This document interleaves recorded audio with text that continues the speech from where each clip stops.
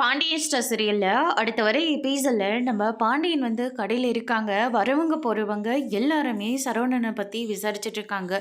என்ன பாண்டியா, நீ நேர்மையாக கடை நடத்துகிறேன்னு பார்த்தா இப்போ என்னடுனா வாழ வந்த மருமகளை வீட்டை விட்டே துரத்திருக்கியே, அப்படி என்ன தப்பு தான் அந்த பிள்ளை பண்ணுச்சு? பாவம், அந்த பிள்ளைய பார்த்தா ரொம்ப அப்பாவி பிள்ளை மாதிரி தெரியுது அப்படின்னு சொல்லிட்டு வரவங்க போகிறவங்க எல்லாரும் சரவணனையும் பாண்டியனையும் ரொம்பவே தப்பாக வந்து பேசிக்கிட்டு இருக்காங்க.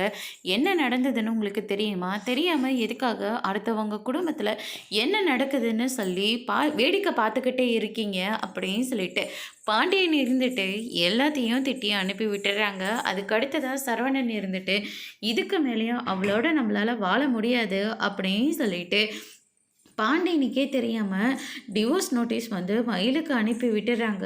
மயில் ஆல்ரெடி சரவணன் பேசின வார்த்தை, அதுக்கு அடுத்ததாக வீட்டை எல்லாரும் லாக் பண்ணிக்கிட்டதுன்னு சொல்லி எல்லாத்தையும் நினச்சி பார்த்து ரொம்பவே வருத்தத்தில் இருக்காங்க.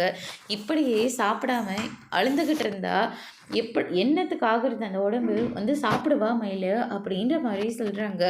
ஆமாம், என் வாழ்க்கையே போச்சு, இதுக்கு மேலே சாப்பிட்டு என்ன பண்ண போகிறேன் அப்படின்னு சொல்லிட்டு மயில் வந்து சொல்லிக்கிட்டு இருக்காங்க. அந்த நேரம் பார்த்து கொரியர் பாய் வந்து உங்களுக்கு லெட்டர் வந்திருக்கு அப்படின்னு சொல்லிட்டு கையெழுத்து போட்டு மயில் அந்த லெட்டரை வந்து வாங்கிக்கிறாங்க.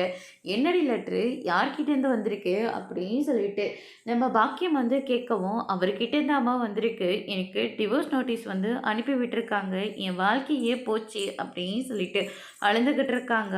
அதோட இன்னைக்கான ப்ரமோ முடிச்சிருக்காங்க.